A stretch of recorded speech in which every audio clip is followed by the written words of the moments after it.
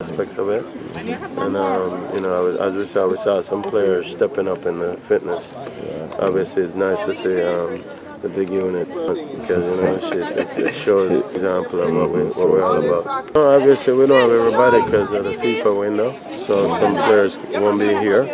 They'll join us in Miami, but we feel like we have a good pool of players, and that's what we want to create. We're gonna after the World Cup, we're gonna have many things going on, so we have to create a pool of players to accommodate those schedules. We want to solidify the 23 this week, and then we start working on some functional training. Obviously, the fitness component is important, and as you guys have seen me enough, where we play 23 players, and that's where we want everybody to be up there because it's a journey. Every game, we feel like we have to change things up to get through that whole first group, and we want to make sure that we're maintaining the same pace at every game. So we have to change personnel to accommodate that. A big game. Well, the thing is, Panama is a very good team. They're very organized. They don't give up, which is good to see. They have a good goalkeeping core, and they're very patient and how they attack. So it's a good test for us. As you said, it's a farewell game for us. So we wanna leave with a little bit of impression. So we're gonna play attacking style football. We're gonna see how fit they are in transition, and that's important for us. And then we have some special players that we want to showcase and hopefully they show up and play. We got some good news that a couple of them I think is good. We're still waiting for some more paperwork. So once that gets solidified, then we can hopefully in the next 48 hours, so we can name the 23 and start focusing ourselves for the World Cup. Again, we create a pool of players, man, and it's important. A lot of these things happen, and it's unfortunate for those players, but we feel like we have a good group of players that we can choose from. Right. The thing is, we're the lowest seeded team going into the World Cup, and I think that they want to prove that they're not. We've done well against Chile, who's ranked way ahead of us, Costa Rica, Colombia. We're beating those teams, and so these girls have something to prove, and obviously we're going as the underdog in every game, so they want to prove to the world that they belong. Coach, well, Jody she has to deal with her school, and that's important. She's got exams coming up, so we feel like she'll join us in Miami, so it's not a problem. Good to see Trudy back in action. We kind of gave her the red penny today, and just kind of see how her movement is, and then we'll throw her in the fire later on this week. But she's a heck of a player, so we can't wait to see how she performs. Yeah, we've done. Technology has helped us. We have Sanford here that's broken down every film, every game they've played in the last 6 months. We've sectioned games out. We've done everything. We've done our homework. So we're prepared. We're not looking towards them right now. We have everything set. Obviously, we have to deal with Panama next, and that's what we're focusing on. Jean Nelson, manager of the senior women's Reggae Girlz team. It's a long time in the making. We never know when it would have happened, and it happened. So it's a dream come true, So it's a good feeling for our country. The fact that when we were in Haiti in that first qualifiers, when we were 2-0 down and came back to draw and then top the group to go to the next round in Jamaica, the Caribbean final. It shows you that the mental toughness is up, in a country like Haiti where it is hostile, football-wise, with almost maybe 20,000 spectators and 2-0 down with all that loud noise, you can imagine. So it shows that this team, even after losing to the USA very badly in Texas and then coming back to beat Panama by penalty to go to the World Cup. So that speaks volumes for the mental toughness girls. Come out and support when we have the game. We're all asking the diaspora Jamaican from East Coast to West Coast, from Moran Point to Negril Point, to come out and support the girls as a send-off, because this will be the last game going into France. Jamaicans will come and see the girls showcasing their talent again. National stadiums. A lot of these players are professionals. They play overseas, they play in Europe, they play in the States, some of them going to college. So that professionalism sets in the team where you have most of them. So, I mean, a person like Nicole McClure is a good example, you know, is an exemplary figure. She takes it very serious, she's very professional. And so the younger girls will see like a Jodie Brown, will look on that and see, and even herself going to the high school in the States, I'll go well for her as a young player, being the CONCACAF youth player the other day that, you know, she was rewarded that. So it helps, and the girls are gelling quite nicely. As I said to persons, when females support each other, great things can come. And this is what I've seen with this team that probably was lacking before. These girls support each other. So in years gone by, sometimes you might have players that did not get a chance to play in a particular game, and you probably see the frown on the face. These girls, I can tell you from being with them, they support each other. So even if a person is injured, they are there for support. If the person didn't play, and that I think that makes a big difference, boys again than the girls. So that all go well for the development of the sport. And I'm saying maybe you might soon have, just like how we have World Cup for the under-17s and the under-20s and the senior team, you might very well soon, maybe in the short near future, you have probably under-15 World Cup. And probably even years to come, you might have an under-13 World Cup, because that's, you know, that's that development stage going into.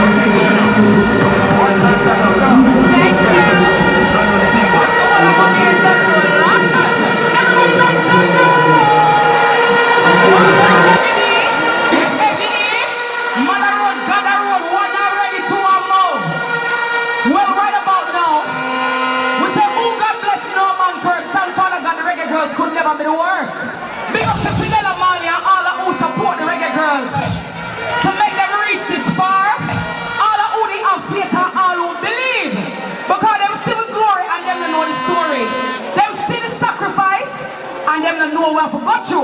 So I want to big up Cinella Marley and all those who have been integral in ensuring.